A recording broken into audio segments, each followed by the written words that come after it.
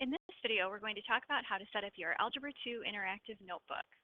The first thing you should do is get yourself a composition notebook. Put your name on the front with a Sharpie or a dark colored marker, your name, and also your class period if you like.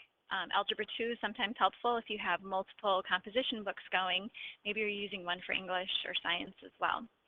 So on the front of your composition notebook now you have your name, and maybe Algebra 2, and maybe your class period. Some things you are not going to use this composition book for are doing homework. Do not do your homework in your composition book. Do not do homework or take notes for any other class in this notebook. This notebook is only for Algebra 2.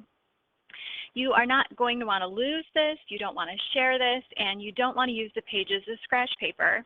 Also, ripping the pages out of a composition book is deadly because if you rip out one page, it's going to cause another page further back in the book to also fall out, just because of the way the composition books are made. So again, please do not use your interactive notebook that you're using for math. Don't use it to do your homework. Don't use it for another class. Don't lose it, don't share it with anyone else, and don't use it as scratch paper. Of course, don't rip the pages out either.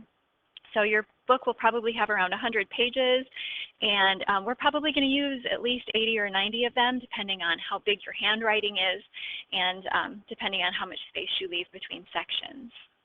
All right, so then open up your composition book, and on the front page, you're going to put table of contents, and then open the next page. You're going to have a double page spread now. And on the left and the right page, you're going to add pages 2 and 3 of your table of contents. So the first 3 pages go to table of contents. Then I want you, after the table of contents, I want you to number the next 25 pages. So put page numbers down in the corners or up in the corners, wherever it makes the most sense to you to put your page numbers. So you're just going to number the first 25 pages. If you want to go crazy and number fast or farther than 25, go for it. I don't care. All right, so that's it. You've completed your first video. We've talked about what you're going to be doing in class some, and now let's talk more about what you're going to be doing outside of class. So your homework, or what you'll do in the evenings or afternoons to get ready for Algebra 2 is, first of all, watch the video that I assign and take the notes. So the videos are just like what you just watched. It's going to be me talking through notes and writing them down, and I'd like you to copy them with me. After you're done with the video and taking the notes, you're going to take a picture of your notes and upload it to the document in the Google Classroom for that day's assignment. So again, take a picture either on your phone, or if you can figure out how to do that on your Chromebook, upload it to the document in the Google Classroom, and then step 3, turn in, and click that green turn in button.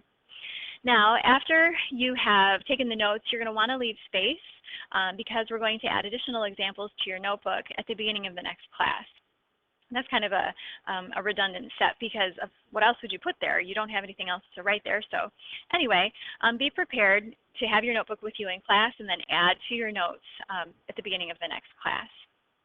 So this exercise is worth 5 points every day.